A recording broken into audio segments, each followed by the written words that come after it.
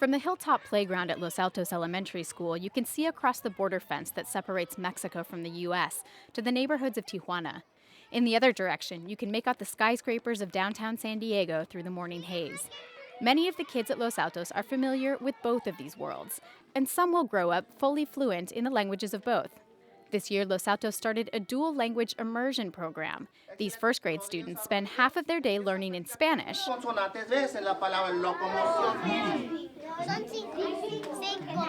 and the other half in English.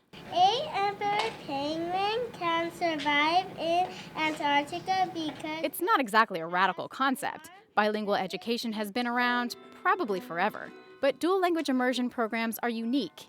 Here, students take classes in two languages throughout their grade school years, and sometimes into junior high and high school. The aim is to strengthen the first language while teaching a second. Other California programs that include some instruction or support in a student's native language have one goal: to get students into English as quickly as possible with giving them some support in their primary language.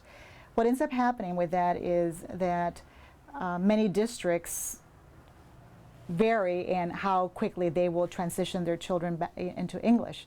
So really never allowing children to fully develop their primary language, and then they are pretty much just put into English and you go back into the sink or swim. Many students sink. California Department of Education statistics show that English learners score lower on standardized tests than their peers. Fewer graduate from high school and go on to college. But recent research shows students in dual language immersion programs tend to thrive, often surpassing the test scores of their peers by the end of primary school. Some California educators think these programs can help bridge the Latino education gap. Plus, they say the world has changed since California voters decided to virtually eliminate bilingual education in 1998. But you have to look at, ultimately, what do we want these children to be? Do we want them to be able to compete in a global market? Yes, then it makes sense to maintain their language. Thanks to positive results, dual language immersion programs are catching on. California schools have added around 100 such programs in the last 5 years. Some 50,000 public school students are enrolled. Most learn Spanish alongside English, but some programs offer Mandarin, Korean, and German. Parents at Los Altos are thrilled. She says her daughter, Ana Sofia, loves the program.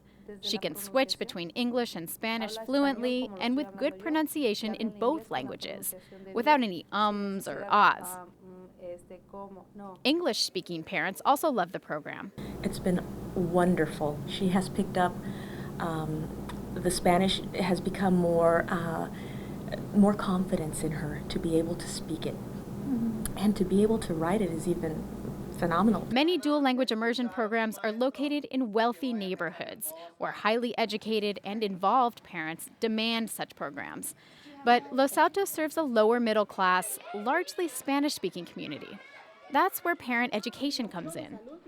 At a recent Latino Education Summit in San Diego, Dr. Cristina Alfaro ran through an exercise with parents. They discussed the positive and negative aspects of different educational models for English learners.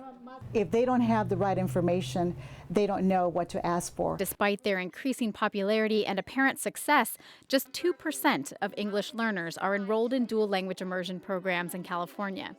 California law makes it difficult for English learners to receive instruction in their native language. And because dual language immersion students often score lower on tests during their early years, some schools are wary of implementing such programs. They're under federal pressure to continually improve their test scores.